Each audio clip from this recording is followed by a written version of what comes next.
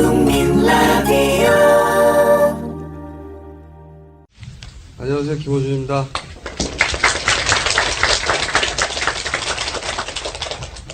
내가 누군지 모르죠? 모르는 사람 손 들어봐요. 나가.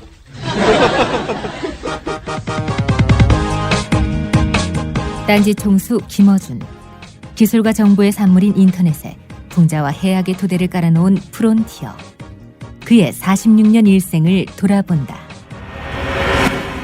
국민 라디오 드라마 김어준 평전. 극본, 연출 김용민. 해설과 연기에 보이스비 그네셔스. 제5회 김어준을 이해하는 5가지 키워드.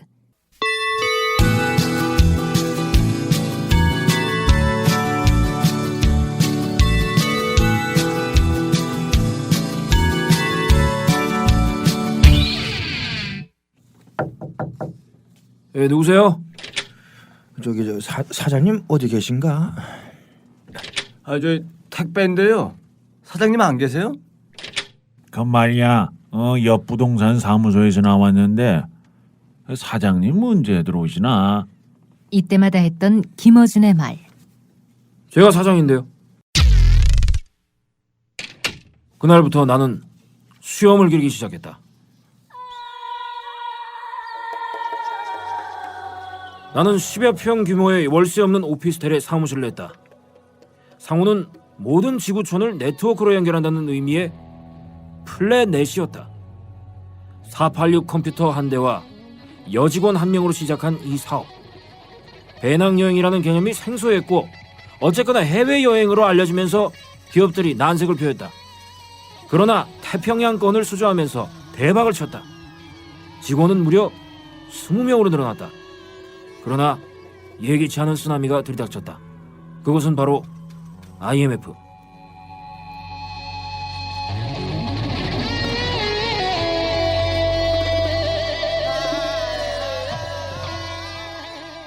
글쎄 약속해놓고 이제 와서 해약하시면 어떡해요.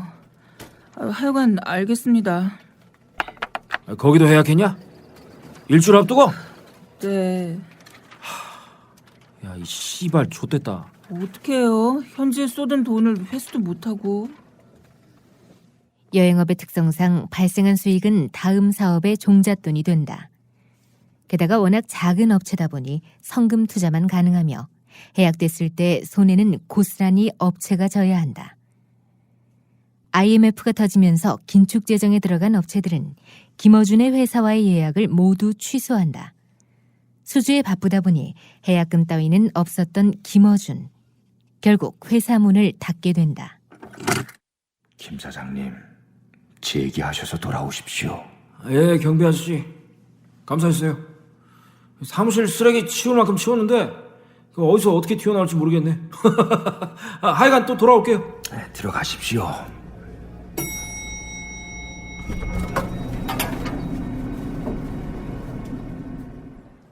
계란빵 아저씨. 오늘은 손님이 없네. 날마다 줄 서서 팔더니. 아저씨. 아유, 안녕하세요. 오늘은 안 파세요? 밀가루가 다 떨어져서 못 팝니다. 반죽한 거 굽지 말라고 포장 중이에요. 아저씨는 IMF가 없나 봐요? 한 달에 얼마나 오세요?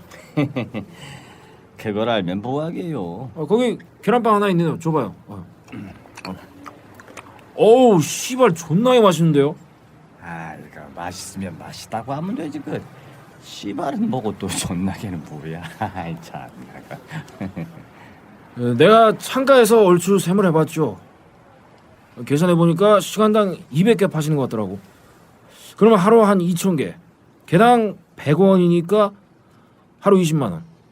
한 달로 치면 600만 원 맞죠? 아이 뭐 항상 그 정도는 아니지만 부정하지는 않을게요. 눈썰미가 있네 이 사람. 아저씨, 동업해요. 내가 전국에 졸라 계란빵 인터넷 체인을 만들 테니까. 예? 그러잖아 그 형씨 뭐하는 사람이요? 그리고 계란빵을 무슨 수로 전국에다 팔아. 배달하는 동안 다 사면 어쩌려고. 아저씨는 레시피만 제공해주면 된다니까요. 하여간 내 말만 들어요 좀. 에헤이, 지금이 2월이야 이 사람아. 계란빵 시즌 끝난단 말이야. 아 그러면 10월에 만나요. 10월 어때요? 뭐 그거야 뭐 그때 가서 얘기해도 늦지는 않지. 하여간 알았어. 근데 그때까지 그거 재기할 수 있겠어? 아차 싶었다. 아 나는 망했지.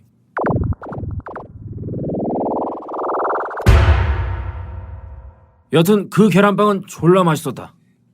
그렇게 계란빵 시즌인 10월에 다시 만나기로 했다. 남은 7개월 동안 나는 무엇을 할까? 졸라 고민하다가 만든 게 이거였다.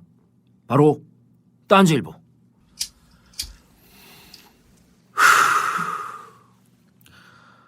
아이 씨발 이렇게 재밌는 걸 만들었는데 들어오는 사람이 없냐.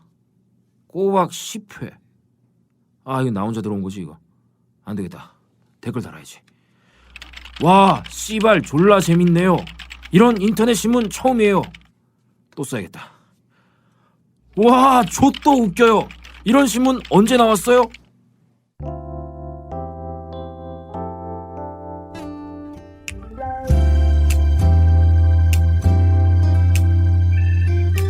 누가 알았으랴. 계란빵 장수와 동업할 때까지 호구지책으로 하려던 딴지일보가 800억 원의 인수 제안을 받은 신문으로 급성장할 줄이야. 때마침 성우 한 명이 한마디 하는데 800억 원의 인수 제안을 받은 신문으로 급성장할 줄이야. 그때 팔았어야 된다니까. 왜 안 팔았을까? 잠시 후에 나옵니다.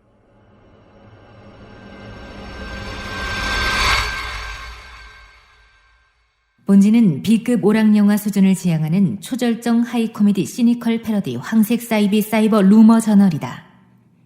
딴지일보의 대문에 항상 나오는 글귀다. 김어준 사장님. 사장 아닙니다. 그럼 김어준 대표님? 아유 아직 명함을 안 드렸군요 이거. 저 총수입니다. 총수요? 근데 사이트 보니까 너무 비속어가 많아서요. 비속어가 많아서 불편한 분들한테 하는 얘기가 있어요. 안 보면 됩니다. 이게 마음에 안 들면 자기가 만들면 됩니다. 인터넷이 그렇습니다. 일취월장. 딴지일보는 폭발적인 접속수를 기록하며 벤처시장에 큰 핵이 되고 있다. 때는 벤처붐이 일었을 무렵 고스톱 공장이건만 이름에 벤처자가 붙으면 주가가 팍팍 뜨던 시점이었다. 네, 딴지 총수 김어준입니다. 예? 예, 잘 알죠. 재벌 아닙니까? 만나자고요? 그러시죠. 내일 낮 1시에 미도라고 삼겹살집입니다. 더 좋은 장소로 모시겠다고요? 됐고요, 거기로 오세요. 모두 8장입니다. 8억이요? 아니요, 그게 거기에 0을 2개 더. 800억이요? 아이고, 딴지가 그렇게 탐이 나셨어요? 인터넷 분야가 신수종 사업의 핵심이지요. 딴지가 지금 시장에서 가장 먹어주는 브랜드입니다. 싫습니다. 네? 싫다고 하셨나요? 예. 이 돈으로는 조선일보를 인수할 수 없죠. 우리의 유일한 경쟁지 조선일보 인수 대금은 나와줘야 생각할 수 있습니다. 농담이신지 아니면... 대신 감사의 말씀을 드립니다. 우리가 800억 가치를 넘을 수 있다는 자신감을 주셔서. 갑니다.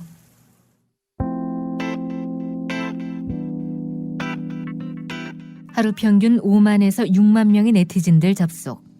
지금 보면야 별거 아니겠지만 초고속 인터넷 보급률이 절반도 안 되던 시기. 오연호 대표가 딴지일보를 모델로 오마이뉴스를 설계할 그때다.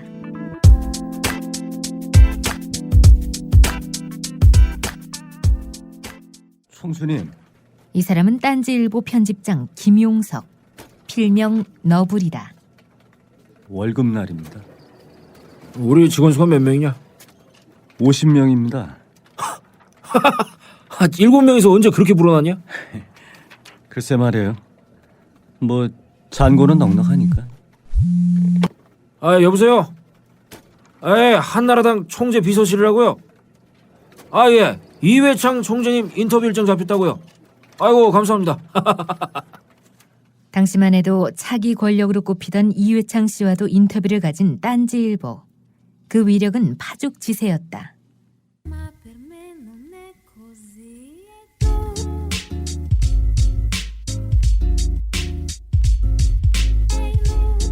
인터넷의 폭발적인 성장과 함께 커왔던 딴지일보였지만 그 확장력을 타고 딴지의 가치와 영역은 분산됐다. 유사 사이트가 생겨났고 특유의 풍자 정신은 블로그와 같은 1인 미디어로 옮겨갔다. 사업 다변화를 통해 경영 정상화를 꾀했지만 결과는 신통치 않았다. 벤처 거품 붕괴.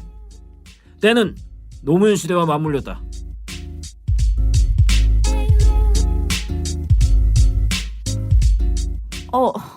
전화기가 고장났나 봐요. 너부리 편집장님.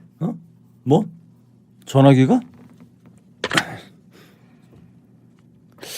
이거 전화가 끊긴 거야? 몇 달 못 냈어? 2달이요. 아니, 3달이요. 전기는 왜 꺼져? 정전이야? 전기료도 3달 못 냈어요. 그때 총수 김어준이 들어온다. 저기 총수님. 전기 전화 다 끊겼냐? 네. 아이 씨발, 우리 거지가 된 거야? 환경도 변했고 체력도 변했고 시대의 요구 우선순위도 변해서 이제 한 구석으로 밀려나 있는 거지. 어떤 의미에서는 딴지일보가 했어야 할 일을 노무현이 했으니까. 딴지일보 10년 전이라면 딴지일보 수준에서나 하던 이야기를 최근 5년은 대통령이 직접 했으니까. 제5회 연애사 일부.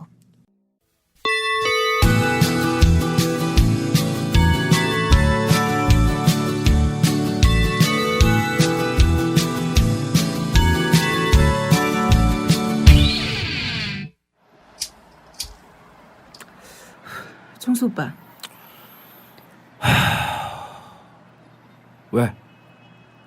남편하고 냉전일 때 어떻게 풀어야 돼요? 풀만한 가치가 있는 일이냐? 그건 모르겠고 워낙 잘 삐치고 그래서. 그러면은 네가 먼저 화해하자고 해온 거고 항상 뭐 그렇죠. 가장 좋은 방법이 있다. 뭐요? 혹시 알려주시면. 이혼해. 아내를 진정으로 사랑한다고? 네, 사랑하는데 괴로워요. 그럼 좋은 방법이 있어. 이혼해. 결혼이 이런 건 줄 몰랐다고? 이해해. 해법이 있어. 이혼이야. 이혼. 이혼 안 해봤지? 이혼 예찬론자 김어준. 그도 실은 돌싱이다. 그가 평소에 펼치는 지론이 있다.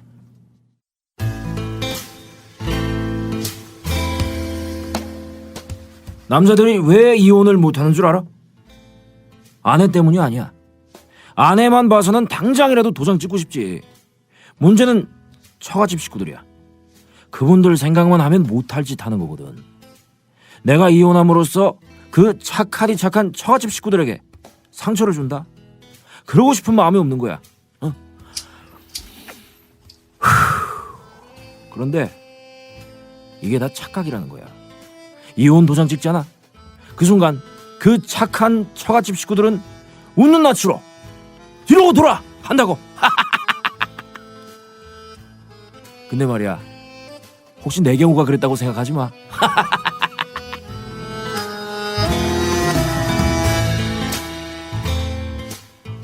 김어준 나이 30 되기 전이다. 그는 해외에서 여행 가이드 중이다. 여기 파리에 처음 와보신 분? 아무도 없네요. 거기 빨간 티 입은 아가씨. 저요? 작년에 딴 남자하고 온 것 같은데. 르 버건디 호텔에 묵었고. 그새 남자 바꿨나? 아니라고? 지난번에도 아니라고 한 것 같은데. 그나저나 도시가 참 고풍스럽죠. 파리는 신도심이 있고 구도심이 있는데요. 에펠탑이 있고 개선문이 있는 여기는 구도심이에요. 이 구도심은 19세기 말 나폴레옹 3세가 만든 거예요. 아이, 100년 넘게 그냥 뒀단 말입니까? 도시가 많이 낙후됐나 보네요. 아저씨, 손에 든 빵이나 드세요. 자, 이 도시를 설계한 사람이 오스만이라는 사람인데요. 도시 계획을 새로 짤 당시만 해도 파리는 달동네였어요. 위생 문제도 대두됐지요. 그래서 오스만은 골목을 없애고 시원시원하게 광장을 많이 만들었어요. 저기 가이드님, 저 호텔은 무슨 호텔인가요? 호텔이 저렇게 커요? 호텔 이름으로 된 지하철역도 있네. 그 호텔 드 빌드 파리를 보신 거군요. 저게 호텔로 보여요? 그러면 저기 들어가서 방 하나 달라고 하세요. 비싸지 않을까요? 아니에요. 돈이 전혀 안 들어요. 왜냐? 방을 아예 안 줄 거니까. 호텔 드 빌드 파리는 파리 시청을 뜻하는 거예요. 호텔, 스펠링까지 똑같은 이 말은 파리에서 시청이라는 뜻이에요. 학생, 좆도 쪽팔렸겠지만 좋은 거 하나 배웠죠 오늘? 자, 다시 오스만 이야기로 돌아가서 이렇게 시원시원하게 광장과 큰 길이 생긴 거 좋죠? 근데 이게 다 계산된 거예요. 파리를 대개조하기 전에 권력자들에게는 이런 고민이 있었어요. 파리 하면 혁명의 도시 아니에요? 프랑스 대혁명, 파리 꼬민 등등 이 혁명을 근원적으로 없앨 길은 없을까? 오스만은 잔대가리를 존나 굴렀어요. 그래서 맞아, 골목길을 없애는 거야 이랬던 거예요. 그래서 광장이 생기고 대로가 열린 거죠. 그의 아내는 가이드 중에 만났다. 고객님, 네, 결혼하셨어요? 제가 그렇게 보여요? 안 했으면 나하고 합시다. 네?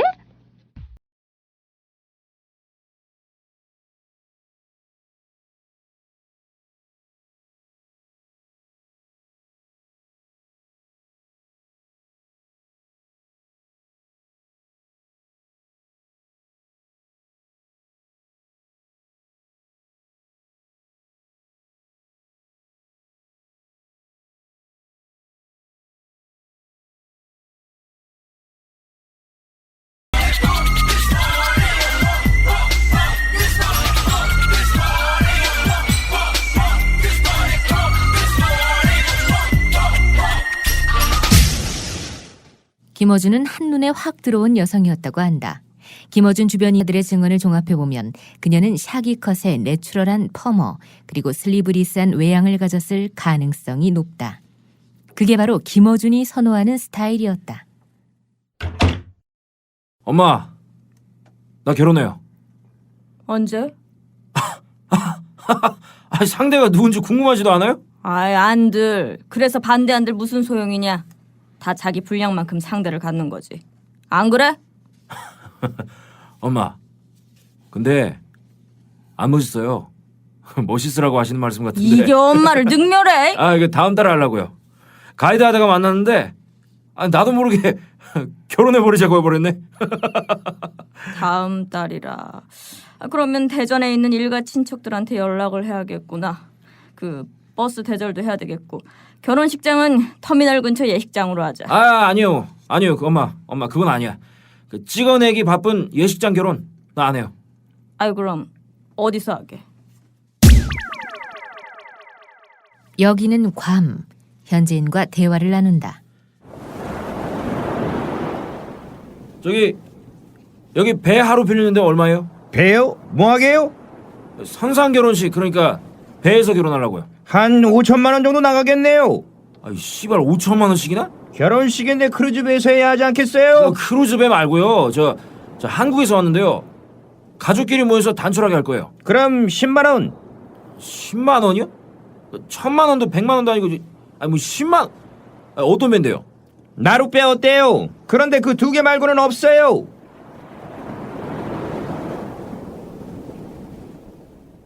결국 나는 괌 인근 호텔 낭떠러지 앞 바다가 보이는 곳에서 결혼식을 했다. 태어나 몇 번이나 하겠나 결혼식. 정말 지상 최고의 아우라로 하고 싶었다. 선상 결혼식은 불발됐지만 처갓집 식구들을 포함해 신부에게까지 각인시키고 싶었다. 나 이렇게 대단한 놈이라고. Non vedrai farfallone amoroso, notte giorno di torno girando, delle belle turbante riposo, narcisetto ad uncino d'amor. Delle belle turbante riposo, narcisetto ad uncino d'amor. 그리고 몇 년 뒤 뭐야 벌써 아침이야 이거.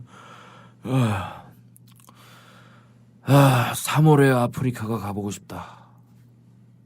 씨발 그러면 안 되지. 생계를 포기할 수는 없는 거니까.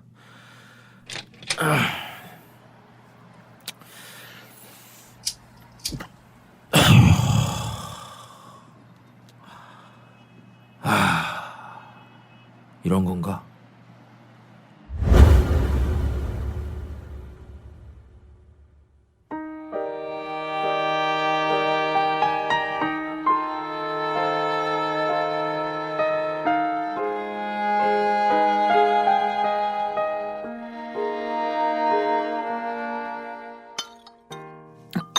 뭐야? 지금 이혼하자고 한 거야? 응. 근데 오해는 없었으면 해. 내가 뭘 잘못한 거야? 내가 지금 하려는 말이야. 너는 아무 잘못이 없어. 너란 여자 참 좋은 여자야.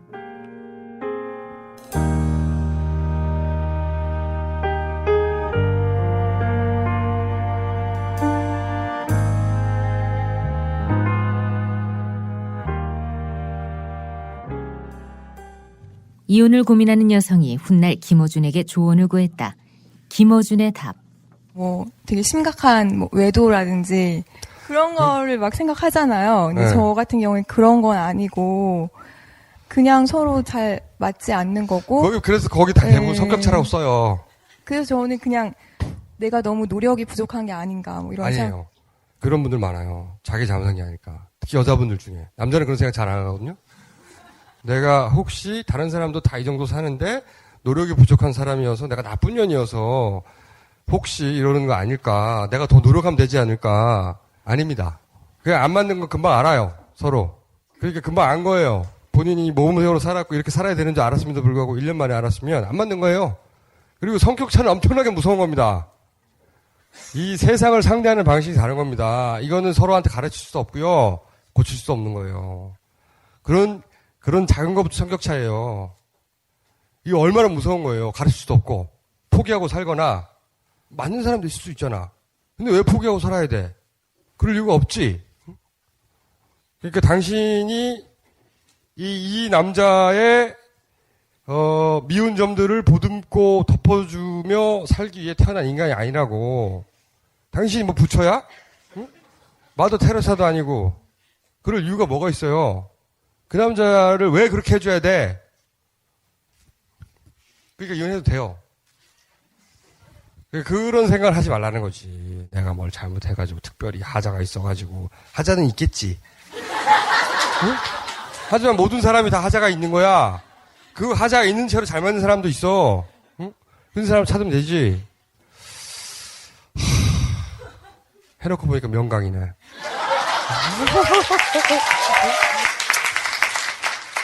제5회 연애사 2부. 그렇게 섭섭했어요? 미안해요. 너무 아파서. 너무 아팠어요. 그래서 확 짜증이 났어요. 너무 아프니까. 아프면 그럴 수 있죠. 근데 어떻게 안 만난다는 말을 해요? 아파서 그랬다니까. 그렇잖아요. 아픈데. 그럼 어디가 아픈데요? 머리요. 그래서 병이 뭔데요? 머리병이요. 왜 제대로 안 가르쳐줘요? 죽을 병이라도 걸린 거예요? 네.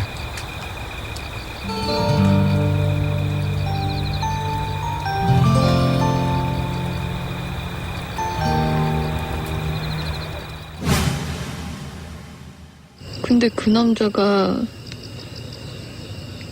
내 머릿속에서 집을 짓나 봐.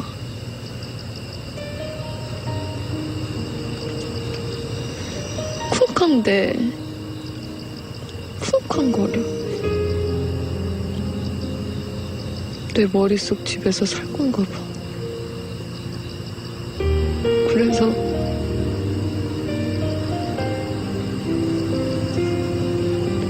나 머리 아파.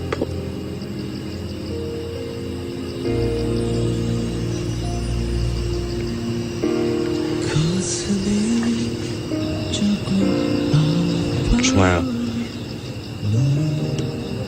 오늘은 너 경호 못해. 오늘은 업무 끝났어. 머리 아파. 그 남자 때문에.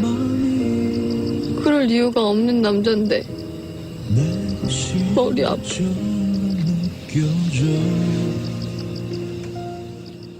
작가주의라는 의미가 모든 예술 장르에 통할 수 있다면 영화, 미술, 음악이 아닌 드라마에도 엄연한 작가주의가 존재할 수 있지 않을까요? 실제로 최근 몇몇 드라마 작가에게는 그들의 매니아라고 불리는 열혈 시청자들이 존재합니다. 작가의 대사 한마디 한마디에 숨겨진 의미를 찾고 교감하는 든든한 아군이 있는 셈이죠. 50%를 넘나드는 평범한 작품보다는 단 10%의 시청자들이지만 가슴과 머리로 공명하는 작품을 쓰겠다는 인정옥 작가. 여고괴담의 시나리오 작가에서 출발해서 2002년 젊은 세대의 경전이 된 네 멋대로 해라 아일랜드까지 진지하지만 무겁지 않고 감각적이지만 경박하지 않은 그녀의 작품 세계를 만나봅니다. 인정옥 작가를 초대했습니다. 2004년 김어준이 진행했던 CBS 라디오 프로그램 저공비행 그 인터뷰를 재구성했다. 안녕하세요. 안녕하세요. 최근에 아일랜드 드라마 끝냈죠? 네. 제가 아까 언제 끝났냐고 물어봤는데 지난주인가 지지난주인가라고 하셨어요. 본인이 만든 작품인데 방송 안 보시나요? 아니요. 그간엔 다 봤는데 마지막 2회는 못 봤어요. 왜요? 술 먹은 것 같아요. 시간이 갔는데 어떻게 갔는지를 잘 몰라요. 이걸 필름이 끊긴 거라고 하나요? 이런 드라마를 한번 쓰고 나면 사람이 탈진합니까? 사람이 이상해지죠. 어떻게 이상해지나요? 사는 게 적응이 잘 안 돼요. 아마 TV 속에 있다가 방에만 있다가 그래서 그런가 봐요. 그러니까 자기가 만드는 드라마 판타지 세계 속에 푹 빠져 있다가 배우가 자기가 연기하는 역할에 푹 빠지는 뭐 그런 거랑 비슷한가요? 네, 작가도 비슷한 것 같아요. 작가도 배우 같아요. 그럼 최근 하신 건 아일랜드라는 작품인데 통상 주인공인 배우는 주인공 배우에게 감정이입하잖아요. 작가는 누구한테 감정이입합니까? 저는 저를 분해시켜서 배우들한테 감정이입을 시켜요. 여자 주인공의 감정이입하는 건 어렵지 않을 것 같은데요. 남자 주인공에게 감정이입한다든지 나이가 많은 사람한테 감정이입한다든지 뭐 그런 건 겪어보지 않은 거는 쉽지 않잖아요. 겪어보지 않아도 상상할 수 있어요. 제가 만드는 캐릭터들은 나이가 많이 들고 적게 들고 뭐 남자고 여자고 간에 역할이 명확하게 나눠지지 않아요. 나이도 마찬가지고. 그러면 거기에 등장하는 인물들은 인정옥 씨의 감정과 뭐 그런 것들을 조금씩 떼서 나눠주는 사람들이에요? 네, 뭐 상상력과 정서로 뭐 그냥 다 조금씩 나눠져 있는 사람들이에요. 그럼 우리 시청자들은 인정옥 씨의 분신들을 보는 거네요, 다.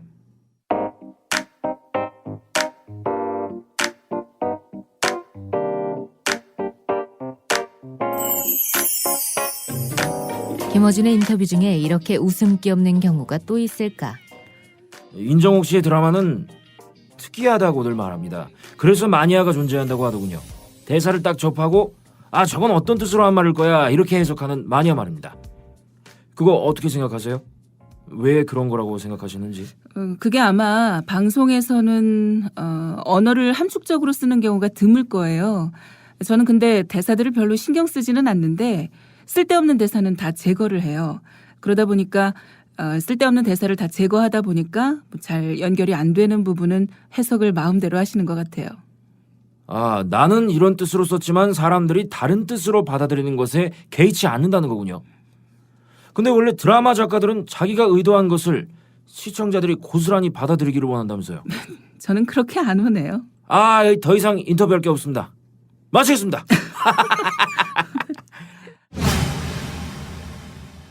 2011년 10월 28일 첫 낙곰수 콘서트 현장.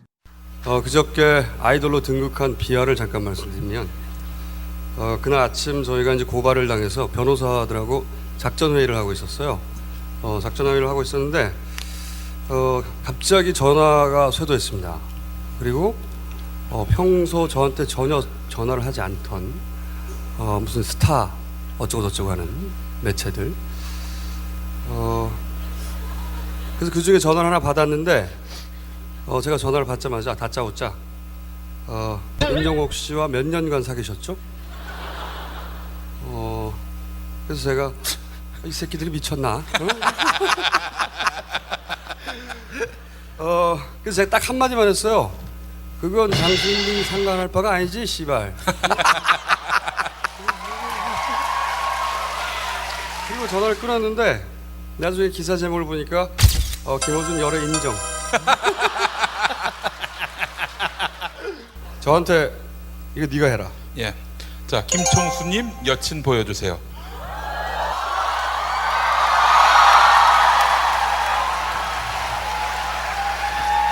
저쪽으로 가, 저쪽으로. 왜 이쪽으로 와? 이 누나도 나한테 오잖아. 김어준의 연인 핑크빛 열애의 주인공 인정옥입니다. 유명한 드라마 작가인 건 아시죠?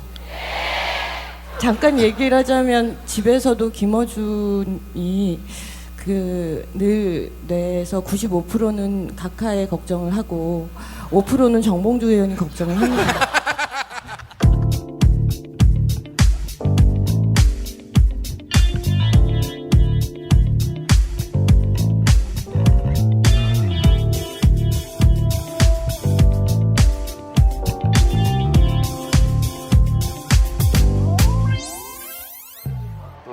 황우석은 많은 잘못을 저질렀어요. 많은 잘못을 저질렀어요. 그걸로 충분한 거야. 그렇게 그 잘못을 지적하는 것만으로도 사회적 역할을 다 하고 충분한 거라고 생각하고 끝내. 사실 박정희를 황우석에 뒤집어 씌우는 거는 비겁한 거라고 생각이 들어, 난. 그런데 황우석이 저질렀던 잘못 이상을 황우석이 가진 상징성 때문에 황우석이 감당해야 했었어. 황우석이라는 아이콘은 김어준에게 흑역사로 통한다.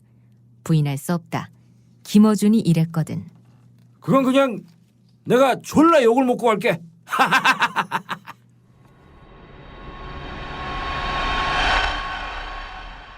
김어준은 황우석 사태 관전기라는 제목의 칼럼을 황우석 사태가 한창 진행 중이던 2005년 11월 29일자 부산일보에 실었다. 황우석 사태는 생뚱맞게도 2002년 한일 월드컵과 오버랩됐다. 말하자면 PD수첩은 2002년 안정환의 이탈리아전 결승 헤딩골은 카메라가 비출 수 없는 곳이어서 제대로 잡히지 않아 그렇지 사실은 안정환의 핸들링이었다는 것을 온갖 자료를 동원해 증명해낸 것이다. 또 손에 닿은 것을 알면서도 아무 말 하지 않은 안정환은 거짓말쟁이라는 걸 다큐멘터리로 만들어 입증한 꼴이다. 그리고 한 달여 뒤 황우석의 논문 조작은 사실로 드러난다. 김어준은 12월 29일자 한겨레에 황우석에 대한 대중의 열광을 이렇게 말한다. 황우석에 대한 대중의 감정이입, 즉 황우석에 대한 대중의 지지를 멍청한 착각이고 위험한 파시즘이라고만 단정하는 게으르기까지 한 관성적 비판과 영웅적 캐릭터, 즉 황우석으로부터 위로받고 대리만족마저 느끼던 대중을 한 번에 애국주의로 괄호치는 그 야박하고 오만한 이성주의가 난 훨씬 더 재수없다. 김어준의 황우석 사태에 대한 의문은 이로써 그치지 않는다. 이듬해 2월 2일자 한겨레 칼럼이다. 나중에 바보 되면 내 배는 내가 알아서 째리라. 하지만 난 이 사건이 도대체 이상하다. 나만 그런가?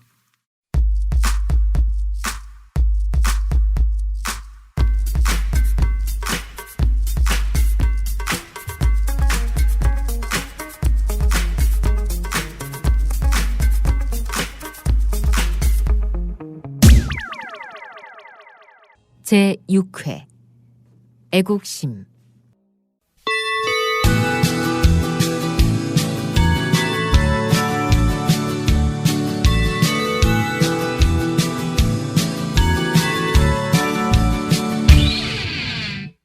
과거 딴지일보 논객으로 활동한 바 있던 노정태 씨가 한 말이다.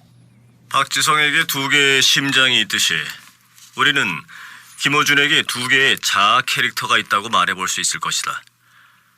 배낭여행을 통해 얻은 경험을 곱씹으며 만들어낸 세계 시민적 개인주의가 한편에 서 있다면 노무현의 당선과 2002년 한일 월드컵, 노무현 탄핵, 황우석 사건, 이후 노무현의 검찰 조사와 자살 등으로 이어진 일련의 비극을 통해 확고해진 음모론적 정치 선동가가 다른 한쪽에서 바라보고 있다. 그 양자 사이의 간극은 실로 어마어마하다. 노정태 씨는 음모론적 정치 선동가로 김어준이 황우석 사태로 인해 크게 위기에 빠지자 세계 시민적 개인주의자의 옷으로 갈아입고 나타나 실추된 명예를 회복했다고 말한다. 김어준은 어떤 입장일까? 복잡한 사건인데 짧게 이야기하면 황우석 교수가 잘못하지 않았거나 봐주자는 이야기가 아닙니다. 그때 했던 이야기는 황우석이 잘못한 만큼의 비난은 받아야 하지만 잘못한 것 이상의 비난을 받아서는 안 된다는 거였습니다. 그렇다면 그 사람이 잘못하지 않은 부분에 대해서는 누구의 잘못인지 따져봐야 합니다. 전체 그림의 실체를 파악하기보다 황우석 개인의 잘못에 집중되어 있는데 이건 아니다라는 것이 제 주장이었습니다. 양단으로 의견이 나뉘어졌기 때문에 완전히 동조하거나 저쪽 입장에 서야 하는데 그래서 욕을 먹었습니다. 한마디로 말해서 10을 잘못했으면 10만 잘못했다고 말하면 됩니다. 그러나 10을 잘못했는데 100을 잘못했다고 한다면 그건 반칙이죠. 그가 닥치고 정치에서 했던 말도 있다. 보수성을 타고났을 뿐인 불완전한 인간 하나, 즉 황우석을 보수성이 있다는 이유만으로 사회적 걸레로 용도 폐기하는 진보의 잔인한 비인간성, 그거 아닌가? 설득시키기 힘들다.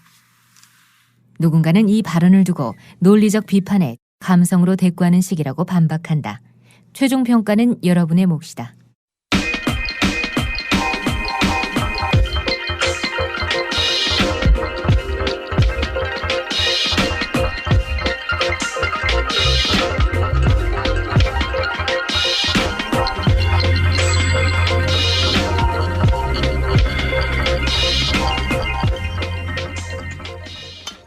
나를 국가주의자라고도 하더군요. 나는 황우석이 창출할 수 있다는 국부, 국격 그딴 거 관심 없어요. 지난 10여 년 동안 자기 이데올로기의 틀에 따라 황우석을 재단하느라 사건을 끝까지 몰고 가는 거, 소위 우파들이 빨갱이로 뒤집어 씌우는 것과 비슷하지 않느냐 하는 것이 내 생각입니다. 나쁜 놈이 겁난다고 욕 안 하는 것도 비겁하지만 뭔가 옹호할 게 있는데 그게 모양이 안 난다고, 그랬다가 오해를 받을 수도 있다고 옹호하지 않는 것도 비겁한 겁니다. 저는 그 정도로 생각했습니다. 이제 하나만 더 물어볼게요. 바빠요. 그리고 대충 물어. 뭔 기자가 이렇게 질문이 산만해. 예. 거기 국가주의자라고 하는 여러 가지 의문 가운데 하나가 심영래 감독이 디워를 두둔한 점이에요. 한국인이 만든 디워라서 그랬나요? 김총수께서 왜 심영래 감독을 감싸고 돌았나 이 말입니다. 디워에 대한 비평을 반대하신 이유가 뭐예요? 내가 언제요? 언제부턴가 그런 소문이 번지던데 나 디워에 대해서 뭐라고 말한 적 없어요. 비평하는 거 좋아요. 마음껏 하세요. 그런데 사실을 비평해 주세요.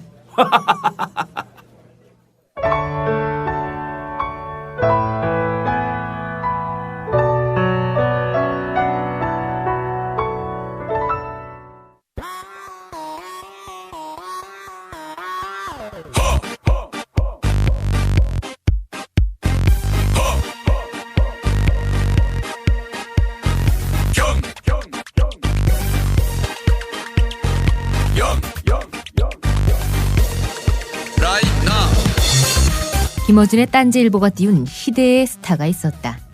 그는 바로 허경영. 허경영이 누구인가? 그의 대선 공약을 들어보자. 무궁화 꽃이 활짝 피어날 제2의 박정희 혁명이 시작됩니다. 공화당 허경영이 다시 만드는 강한 한국. 먼저 국회의원 제도를 폐지하여 남녀 동서의 직능의원제를 실시함으로써 정치혁명을 이루겠습니다. 직접세를 폐지하는 조세혁명, 대학 지망자 전원이 입학할 수 있는 교육혁명, 대통령 명칭을 국민대표로 변경하는 정신혁명을 이루겠습니다. 핵주권을 회복할 국방혁명, 조선 왕조를 부활하는 도덕혁명, 담배 생산 판매를 금지하는 환경혁명을 이루겠습니다. 경기도를 서울특별시로 합병시키는 행정혁명, 중소기업 장기융자를 무담보로 해드리는 경제혁명, 실업자 취직을 국가에서 책임지는 복지혁명을 이루겠습니다. 공화당 허경영이 다시 한번 강한 한국을 만들겠습니다. 이에 대해 김어준이 SBS 라디오 김어준의 뉴스앤조이에서 밝힌 말. 바이칼호 영구 사용. 그러니까 바이칼호가 우리나라 영토 안에 있는 호수가 아닌데. 그렇죠. 예. 러시아에 있는 건데 예를 들어서 우리가 뭐 다소 임대 이것도 예. 아닙니다. 예. 몇 년 임대 이런 것도 아니고. 그런 거 아니고 영구 그냥 사용. 야. 그냥 결정하신 거죠. 예. 러시아와 협약 같은 건 생략하시고. 예. 그리고 또 제가 가장 좋아했던 공약은 이거였어요. 예. 네. 자신이 당선되는데 네. 출마할 때 이미 당선을 예언하셨죠. 네. 당선되는데 당선 직후 네. 2개월간 종족을 감춘다. 2개월 종족 감춘. 왜 그리고 2개월간 왜 종족을 감추십니까? 이거 대통령 유고 상태 아닙니까? 그렇죠. 왜 종족을 감추십니까? 그러니까 효과를 극대화하기 위해서. 그래서 예. 그 2개월 후에 어떻게 하냐? 호련히 예. 88 올림픽 경기장에 예. 100만 명이 운집해 있는 가운데 나타나서 취임식을 한다. 그래서 제가 감동 감화돼가지고 제가 예. 아니 그런데 사소한 문제가 있다. 예. 거기는 8만 명밖에 못 들어가지 않느냐. 8만 명. 예. 그러나 그분께서는 그런 사소한 문제에서는 개의치 않으시는 거죠. 이분은 두 가지를 특히 잘하세요. 뭐 네. 살생부를 만들어서 싹 없애는 쪽과 그다음에 돈을 마구 주는 쪽 이 두 가지 공약이 많습니다. 네. 3천여 명의 살생부를 작성해서 그렇죠. 정치, 종교, 재계의 지도자들을 싸그리 없앤다. 이 예. 공약도 있었죠. 국회의원 뭐 300명 가까운 사람들을 몽땅 쫓아낸다. 네. 살생한다. 예, 네. 결국 이제 퍼주기 아니면 패주기입니다. 예. 자, 또 하나 국회의원들은 지금까지 받은 세비를 반납하고 네. 무보수 명예직으로 바꿔라 이런 내용이 있고 국회의원 수를 100명으로 줄이고 중요합니다. 국회의원 자격고시를 실시하라. 자격고시. 자, 그리고 저 특히 좋아하는 것도 있어요. 네. 산삼 재배 얘기 안 나왔나요? 이거 나왔습니다. 나왔습니까? 천여 개의 산삼 재배단지를 만들어서 100만 명의 실직자를 고용하는 산삼 휴지 정책을 실시한다. 네. 산삼은 재배하면 이미 산삼이 아니죠. 하지만 산삼을 어떻게 재배해? 네, 인삼이 되는 거지 그러면. 근데 이분께서는 이런 건 사소한 문제죠. 우리 범인들은 예. 범접할 수 없는 그런 이 때문에. 공약은 한 줄로 보통 끝나면 돈을 얼마 준다, 아니면 누굴 죽인다, 예. 아니면 뭘 없앤다 이쪽으로 이렇게. 이것도 참 놀라운데 무작정 장기 이식을 기다리는 환자들을 위해서 네. 국가에서 장기를 구매해가지고 1년 이내에 모두 수술해준다. 네, 장기 매매는 불법으로 알고 있으나 사소한 법안은 사소한 거야, 이거 사소한 네. 거 넘어가야 돼. 그렇습니다. 저희가 범인이다 보니까 네. 걱정이 많은 거죠, 저희는. 예, 그렇습니다. 그럼 이 자금을 조달할 수 있는 그런 방법, 이분이 또 나름대로 기획한 게 있습니다. 네. 그 뭐냐면은 무궁화 꽃은 지지 않았다 이런 책. 이 책이 아직도 살아있습니까? 제가 2002년 당시 예. 이 책이 그때 출간됐어요. 근데 출간됐는데 예. 출간할 때 왜 띠지 있지 않습니까? 띠. 예. 책에다가 띠를 두르고 거기 예. 보통 뭐 100만 부 돌파, 베스트셀러 이런 거 됐을 때 띠지를 예. 두르지 않습니까? 예. 이분은 출간할 때부터 띠지를 둘러서 예. 거기다가 3천만 부 예. 3천만 부가 팔렸다는 겁니까? 판매 예정. 3천만 부 이렇게 크게 써있고 밑에 판매 예정이라고 조금 판매 예정. 써있습니다. 놀랍게도 예. 국내 출판사상 최초로 3천만 배 돌파 예. 예정. 예, 뭐 이렇게. 지금 이분의 계획이 또 그렇습니다. 일본에서 3천만 부 정도 시판에 들어갈 예정이다. 네. 일본에서 그렇군요. 3천만 부 정도 팔리면은 허경영 한류 열풍이 일 것이며 수만 명의 인파가 서울로 몰려오게 될 것이다. 또 6월부터는 중국어로 번역이 돼서 5천만 부 정도가 중국에서 팔려가지고 허경영 한류 열풍을 만들 것이다. 아시아 연방 대통령 얘기 안 나요? 그렇죠. 이것을 기반으로 해서 장래에 아시아 연방 통일 대통령이 될 것이다. 야, 저기 책 한 권으로 별다른 꿈을 많이 갖고 계시는데. 제가 이분을 인터뷰했을 때 가장 인상적이었던 건 이거였습니다. 네. 저는 굉장히 진지하게 인터뷰했어요. 네. 그래서 덧대 웃지 않고 이분은 미래를 어떻게 그렇게 다 알 수 있느냐. 정치책 쭉 나와 있거든요. 2020년 취임, 세계 대통령 취임 이런 거 다 나와 있어요. 네. 그래서 미래를 그렇게 어떻게 알 수 있냐. 그랬더니 그분이 눈을 감으시더니 이런 말씀을 저는 아침마다 명상에 잠깁니다. 네. 명상에 잠기는데 명상에 잠기면 저는 블랙홀로 들어갑니다. 네. 생생하게 제가 들었습니다. 블랙홀로 들어갔다가 잠시 후 화이트홀로 나옵니다. 앞서 김어준이 정치 음모론자이며 세계 시민적 자유주의자의 양면을 하고 있다는 평가를 소개했다. 그러면서 세계 시민적 자유주의자와 정치 음모론자의 간극이 크다고 했다. 세계 시민적 자유주의자와 국가주의자의 격차는 얼마나 큰가? 아니, 격차라기보다는 모순이라는 말이 더 어울릴 것이다. 허경영의 과대망상과 박정희의 독재정치 사이에 가공할 만한 연관성이 있다. 진지한 얼굴로 정치를 말하는 유력 정치인들이 허경영과 무슨 차이가 있는가? 박정희를 계승한다고 주장하는 허경영의 과대망상은 현대 한국 정치의 민낯을 드러낸다. 뚜렷한 게 있다. 김어준에게 국가주의는 조롱의 대상이라는 점. 허경영은 좋은 구실이었을 뿐이었다. 60세를 넘으면 70만원씩 나오니 자식 눈치 안 보고 너무 생활 안정되네. 결혼하면 1억 원, 출산하면 3천만원, 가정부터 지켜주니 애국심이 살아나네. 수능 시험 없어지고 등록금도 없어지고 사교육이 사라지니 교육환경 좋아지네. 소득세만 납부하면 모든 세금 사라지고 공공요금 지원되니 가족 살림 좋아지네. 살기 좋은 우리나라 기억할 뻔 허경영. 제7회 방송 MC로 나서다.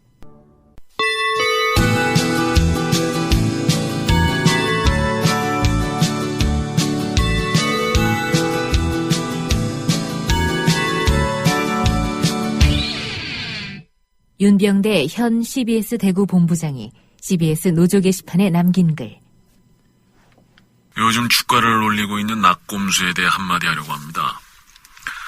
낙곰수의 핵심 중 하나인 김어준은 아시는 대로 몇 년 전 우리 방송 프로그램 저공병 MC를 하다가 시사 프로그램의 새로운 시도라는 차원에서 시사자키 MC까지 맡았던 인물입니다.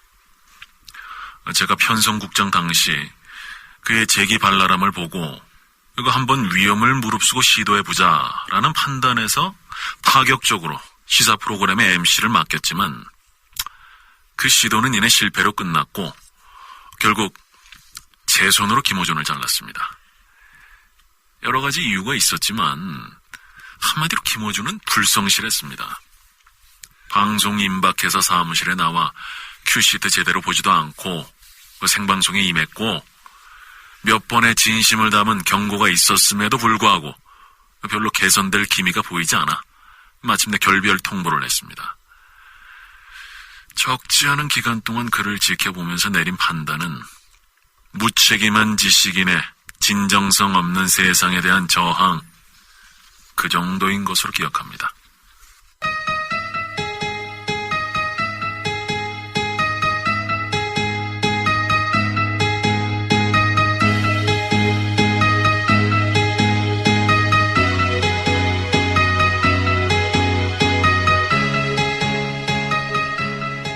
CBS 편성국장이 규정한 무책임한 지식인 김어준의 행태는 어떤 것이었을까? 어느 날 마광수 연세대 국문과 교수와의 인터뷰 방송. 교수님, 그간 쓰신 책들을 보면 묘사가 너무 적나라합니다. 특히 성적 묘사가. 왜요? 뭐가 문제예요? 남녀 간의 성교가 놀라워요? 새로워요? 많이들 보지 이런 말을 갖고 문제 삼던데 따지고 보면 말이에요. 자지를 자지라고 하고 보지라고 하는 게 뭐가 문제입니까? 그래도 이 생방송입니다. 교수님, 자제를 좀. 자지를 자제라고 말 못하고 보지를 보지라고 말 못하고 이거 다 위선이에요. 사전에 있는 말이고 또 인류의 맥을 이어주는 성기의 고유 명칭인데 이걸 왜 금기시하냐고. 이 엄숙주의를 타파해야만 합니다. 엄숙주의는 권력이에요. 이번에는 참여정부 당시 엽기 수석으로 불렸던 유인태 열린우리당 의원과의 인터뷰. 평소에 언론을 싫어하신다고 알고 있는데요. 싫어하지 않아요. 몇몇 새끼들 때문이지. 그 새끼들 그거 오프더 레코드를 걸었는데 그냥 그걸 보도를 하는 거야. 그렇다고 쳐 그건. 하지도 않은 말을 했다고 하고 말이지. 의원님. 비속어는 삼가주셔야 합니다. 그런가요? 내가 원래 그런 말을 일상에서 자주 써서. 언젠가 청와대 출입 기자들이 단체로 버스에 올랐는데 내가 올라가서 그랬어. 아이고 왜 사람들이 안 타고 짐승들이 타고 있는 거야 이거? 모든 언론이 다 그런 건 아니죠. 맞아. 몇몇이 그렇지. 그 조선일보, 동아일보가 그래. 조선일보는 이 젖 같은 신문, 동아일보는 똥 같은 신문. 조똥 이것들이 항상 문제야 이게.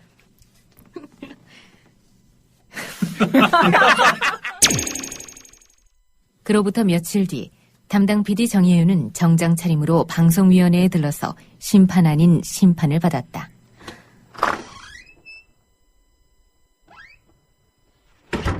제가 CBS 제작 2부 김어준의 저공비행 담당하는 정혜윤입니다. 네. 그리고 그 국회의원이 뭐라고 했다고요? 그러니까 뭐 같은 신문, 또 다른 뭐 같은 신문. 그러니까 PD 자신도 입으로 옮기기 힘든 말이죠? 네. 하물며 시청취자는 어떻겠어요? 그래서 결국 출연자와 진행자가 비속한 언어를 사용, 방송 심의에 관한 규정 26조와 52조 3항 등을 어겨 법정 제재에 처합니다. 그게 뭐냐고? 시청자에 대한 사과.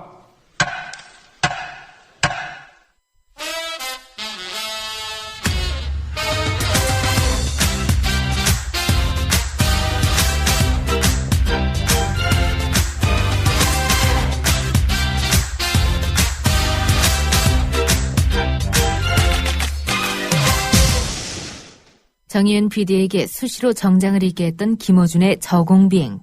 결국 폐지된다. 결정타는 이것이었다.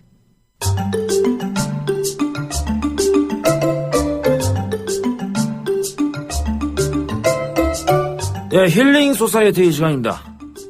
특정 정치인 발언의 성향과 심리적 배경을 분석하고 그 해결책을 유머러스하게 제시하는 코너인데요. 오늘 누굽니까? 박근혜 한나라당 대표입니다. 아, 그분. 아버지 박정희 대통령의 정치적 유산을 받아서 그 미천으로 정치하는 분이죠. 그런 박근혜 대표가 최근 이런 말을 했어요. 우리 아버지가 어떻게 일으킨 나라인데 생각하면 나라 걱정 때문에 잠을 못 잔다고요. 아, 그래요? 이런 박근혜 대표의 말을 근거로 그의 부성 콤플렉스를 짚은 것까지는 좋았다.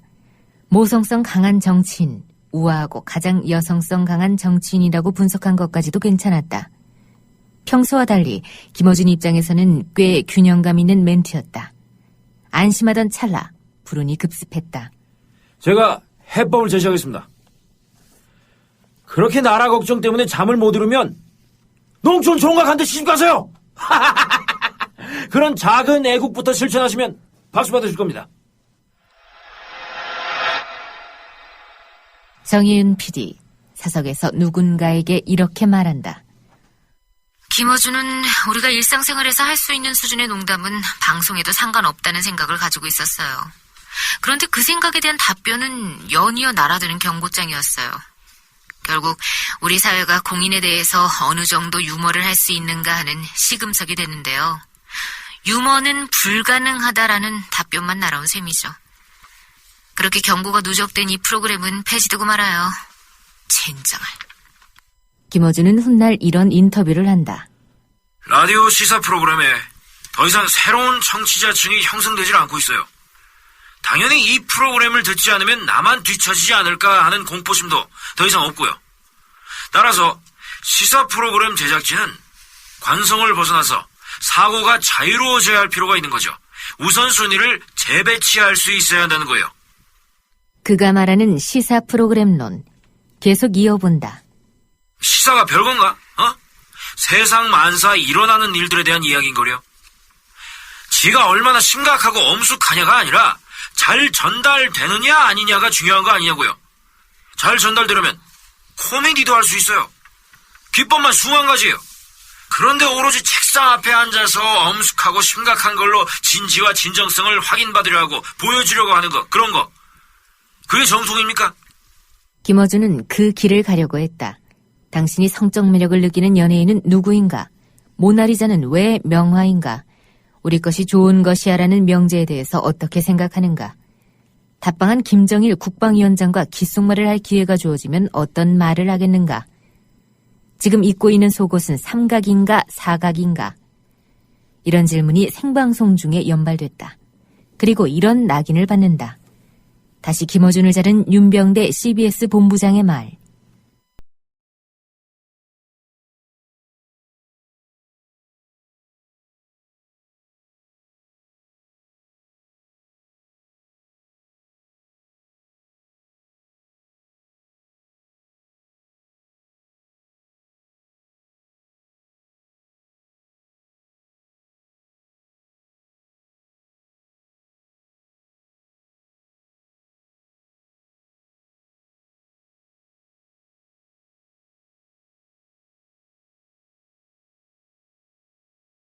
그대여 지지 말고 싸워 주게.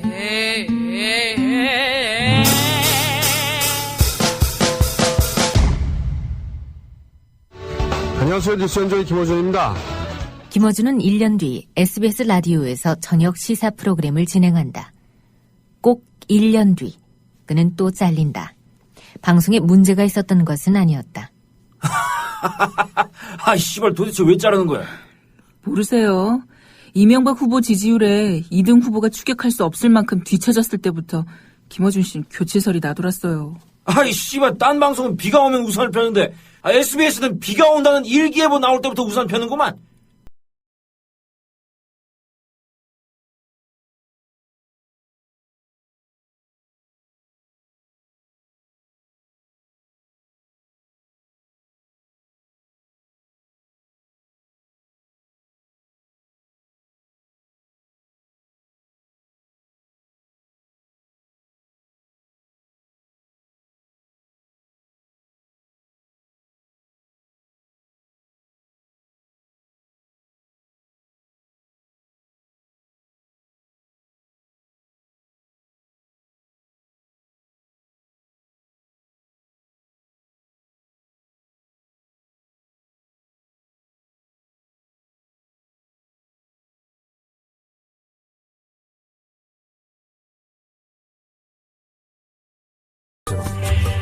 다만 그 편파에 이르는 과정은 최대한 객관적이고 공정하도록 노력하겠습니다.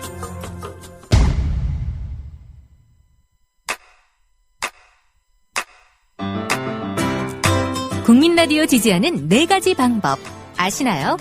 다운로드하기, 별점 주기, 댓글 달기, 구독하기. 국민 라디오를 보다 많은 이들에게 전할 수 있는 가장 손쉬운 방법. 다운로드하기, 별점 주기, 댓글 달기, 구독하기. 잊지 마세요.